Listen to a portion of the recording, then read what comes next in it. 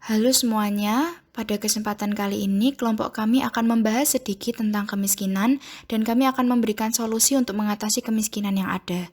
Kelompok kami ada saya, Triksi Prasana, ada Christina Margareta, dan ada Kwa Kristabel. Selamat menyaksikan. Kami akan membahas terkait tujuan pertama dari SDG atau Social Development Goals, yaitu no poverty atau tanpa kemiskinan.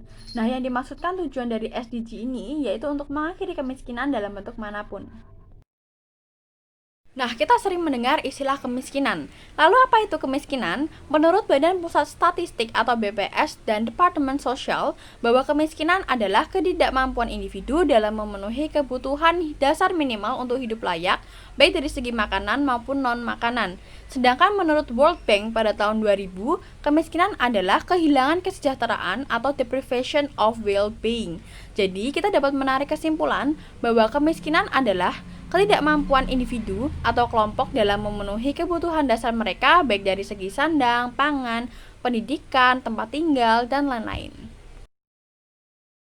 Nah, kita tahu bahwa kemiskinan ini menjadi perhatian utama baik bagi Indonesia maupun bagi dunia. Dan kita tahu pula bahwa setiap peristiwa yang terjadi itu pasti ada faktor penyebab di baliknya. Begitu juga dengan kemiskinan.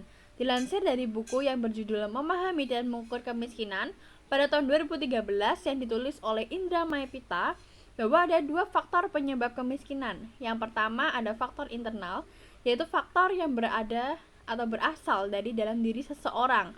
Contohnya seperti keterbatasan fisik, menerima keadaan apa adanya, tidak mau bersungguh-sungguh dalam berusaha, dan sebagainya. Dan faktor yang kedua yaitu dari faktor eksternal, yaitu faktor yang berasal dari luar diri seseorang. Contohnya seperti kerusakan alam, struktur sosial, kehidupan sosial, kebijakan dan program pemerintah yang tidak merata, dan sebagainya.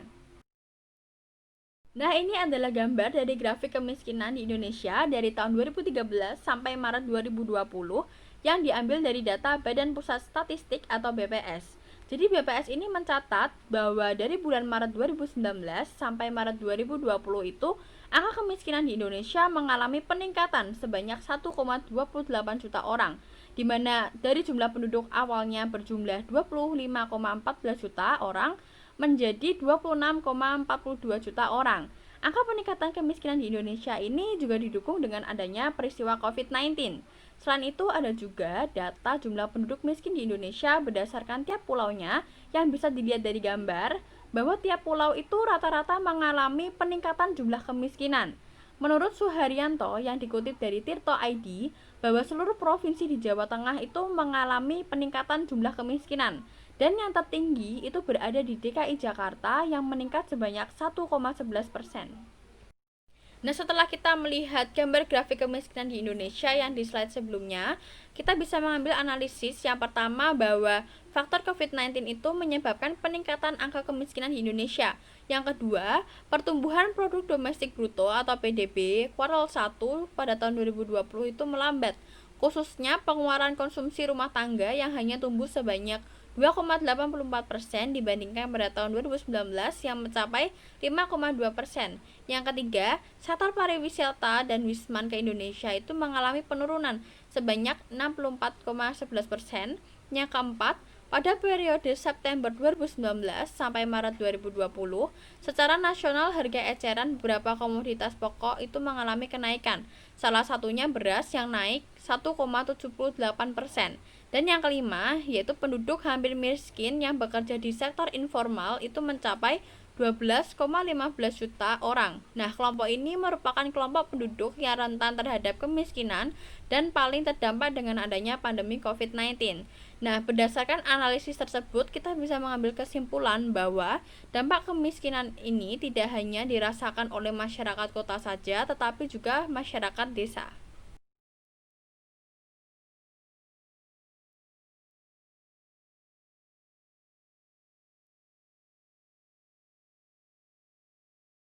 Upaya kami dalam mengatasi kemiskinan yang ada dengan menciptakan atau membuat sebuah aplikasi yang bernama Beyond, yang nantinya aplikasi ini akan digunakan sebagai penghubung antara perusahaan-perusahaan yang sudah stabil perekonomiannya dengan masyarakat yang kurang mampu namun memiliki sumber daya alam untuk dijual.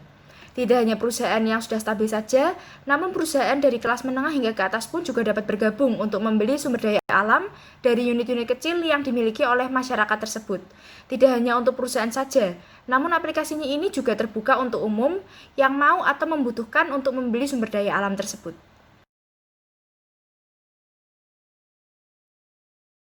Untuk gambaran aplikasi Beyond sendiri, kami memberikan beberapa kategori mengenai sumber daya alam seperti hasil pertanian, hasil perkebunan, dan hasil perhutanan. Dengan adanya aplikasi ini, diharapkan nantinya masyarakat yang kurang mampu dapat berjualan melalui aplikasi ini dan nantinya dapat meningkatkan tingkat perekonomian mereka. Tidak hanya masyarakat yang kurang mampu saja, nantinya masyarakat umum juga dapat atau diperbolehkan mendaftar di aplikasi ini untuk menjual sumber daya alam yang mereka miliki. Di dalam aplikasi ini, kami akan memberikan beberapa pilihan fitur untuk mempermudah pengguna aplikasi, terutama masyarakat yang belum melek teknologi. Kami akan memberikan edukasi atau sosialisasi kepada masyarakat yang belum melek teknologi dengan mengadakan sosialisasi sehingga masyarakat yang belum melek teknologi dapat menggunakan aplikasi ini sesuai dengan kebutuhan dan tujuan mereka. Tujuan utama pembuatan aplikasi ini ditujukan untuk masyarakat yang kurang mampu guna memperbaiki perekonomian mereka agar meningkat. Melihat kondisi pandemi COVID-19 yang seperti ini, banyak dagangan para masyarakat yang tidak laku. Penghasilan atau pendapatan mereka jadi menurun. Bahkan yang lebih parahnya lagi, mereka sama sekali tidak mendapatkan penghasilan atau pemasukan.